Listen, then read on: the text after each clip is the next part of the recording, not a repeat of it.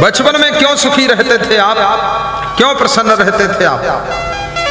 क्योंकि आपके अंदर दुर्गुण नहीं थे, बुराइयां नहीं थी। छोटा सा बच्चा पड़ोसी के घर में भी चला जाता है, वहां बैठकर खा लेता है। उसको यह भी मालूम नहीं है मेरे दुश्मन का घर है कि झरसुआ का घर है कि दुष्ट का घर है। जो मिल गया वो एक साथ बैठे।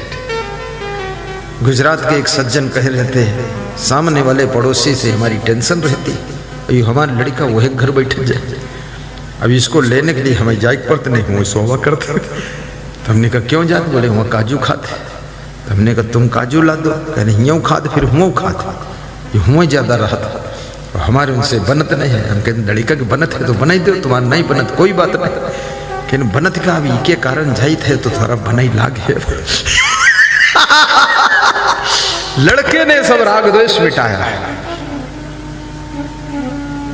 बचपन में राग द्वेष नहीं है मन में, इसलिए सुख है। जब आपके अंदर काम, क्रोध, लोभ, मोह, अहंकार, ईर्ष्या, द्वेष ज्यों ज्यों बढ़ते हैं त्यों त्यों दुख का अंधकार बढ़ता है। लड़कियां बहुत खुश रहती, मैं देखता हूँ स्कूल जा रही हैं, 2-3 लड़की साथ खूब बातें करती, किच किच किच किच और मुस्कुराती हैं, बड़ी खुश है। और जिस दिन से शादी हो गई वह दिन से मुँह ऐठब शुरू है, बहुत मुँह ऐठती। फिर देवरानी से नफरत, जेठानी से गुस्सा, सासू से तांडव। अब यूँ जब लफड़ा करी हो तो शांति तो नष्ट हो ही जी। अरे यहाँ कहाँ परमानेंट रहना संसार में, 10, 20, 50 साल रहना। सासू से भी प्रेम कर दो, थोड़ा गम खा लो, देवरानी से भी प्रेम कर दो, जेठानी से कर दो, थोड़ा सह लो, थोड़ा ज्यादा काम कर दो। झगड़ा, लड़ाई, टेंशन, तनाव क्यों बनाती? खुश रहोगी। जितना आदमी ये सब तनाव बनाकर रहता है उसको शांति कभी नहीं मिलती, कुछ नहीं। लेना देना क्या संसार में? आज मर जाओ, न देवरानी, न जेठानी, न पति, न पत्नी, न पतना, जो कुछ है सब इतना मर गई, आत्मा निकल गई। अब चंदूलाल की लाश पड़ी है, अभी का कफन मल बैठ गए। 100-200 लोग फूंक दे हैं और करिए खड़ी। ये फूंके वाले सब साथ में लगे हैं तुम्हारे, ये नहीं कि तुम कहते हो बेटा हमारी यही फूंकी तुम। तो इतना माया मोह जंजाल क्यों हैरान रहते फालतू? मरना तो है ही है, और मरने के बाद ना कोई किसी का बेटा है, न कोई पत्नी, न पति, और न फूफा, न फुआ, न फुई, और न तो बुआ, और न कोई लड़का लड़की। सब फालतू बकवास खत्म। लाश पड़ी है, आत्मा निकल गई है। मोहनपुर के बजाय मोहिनीपुर में पैदा भय जाए। ढूंढ घिया आईबो न करिए घूमे फिर क्या। इतना माया मोह पालने क्या जरूरत है? हाय दाय करना, आफा कापा, लाफा जाफा, उलझन, जिंदगी भर रोना धोना, चिल्लपो मचा रखा। बच्चों के लिए भी टेंशन इतनी मत लीजिए। संस्कार दीजिए, अच्छे विचार दीजिए, समझा दीजिए, सत्संग से जोड़ दीजिए। इतना काम तुम्हारा बढ़ा दीजिए, फीस दे दीजिए, कपड़े पहना दीजिए। पढ़े ना पढ़े अब वो जाने, उसका काम जाने, उसका भाग्य जाने। जन्म जन्म के कर्म फल उसके साथ है। अगर उसका भाग्य ठीक होगा, पूर्व जन्म के कर्म ठीक होंगे तो पढ़ेगा, नहीं तो धक्का खाएगा। तुम उसके टेंशन में क्यों पड़े हो? अपनी जिंदगी बर्बाद कर रहे फालतू।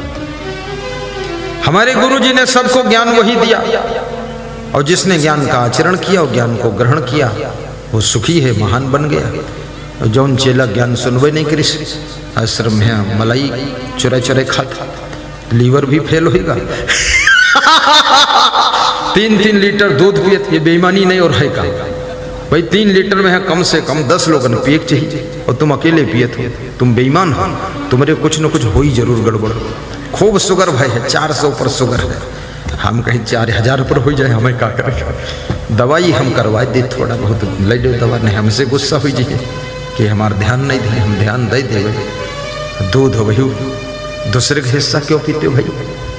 जो भी घर में है औरों को भी तो मिलना चाहिए। 3-3 लीटर तुम पियोगे तो मेहमानों को क्या मिलेगा? जो भक्त लोग हैं उनके सामने वह शक्कर शरबत घोर धर दे पानी में, अरे उनको भी दूध दो। तुम अकेले कैसे पी लेते 3 लीटर? बेईमान कहीं का, साधु बनता है, चल चुट्टा निकल यहां से। अब ये सब करोगे तो तुम महान कहां बनोगे? कभी नहीं बन सकते आप, कभी यशस्वी नहीं बन सकते, तपस्वी नहीं बन सकते। संत की जबान पर पूरा कमान होना चाहिए, कंट्रोल होना चाहिए। क्या लालच करना है? एक डॉक्टर ने मुझसे बहुत अच्छी बात कही थी। उसने कहा था सबसे अच्छा भोजन रोटी, दाल, चावल और सब्जी है। बोले बाकी कोई जरूरत ही नहीं है।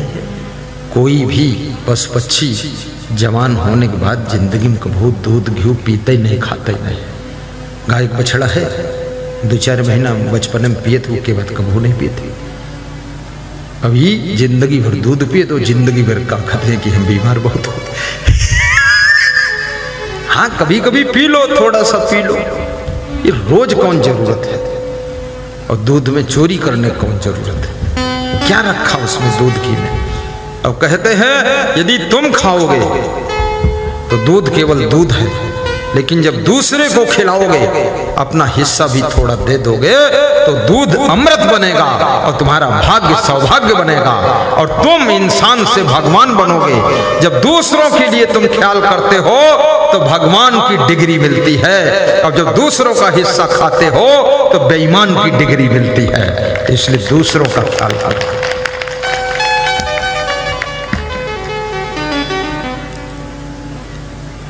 साहिब बंदगी, साहिब बंदगी। तुम लोग सोचते होगे गुरुजी तगड़ा ऑपरेशन करते हैं, कसर तन को नहीं रहते, पूरा कैंसर निकाल देता हूं चीड़ फाड़ के।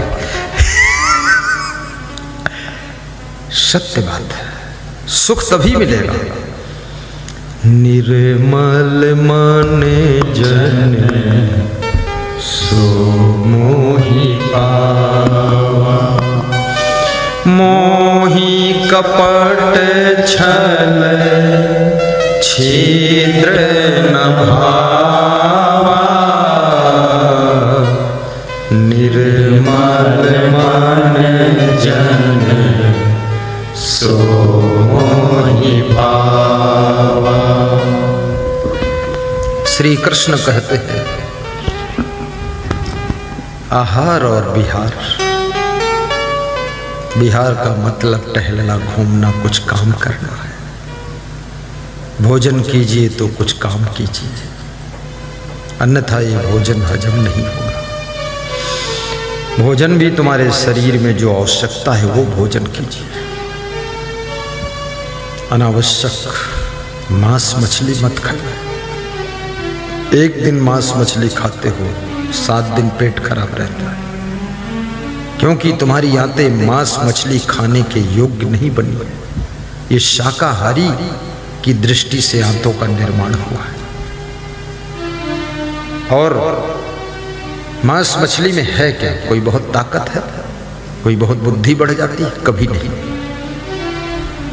शुद्ध शाकाहारी हनुमान जी थे, बुद्धि के सागर थे।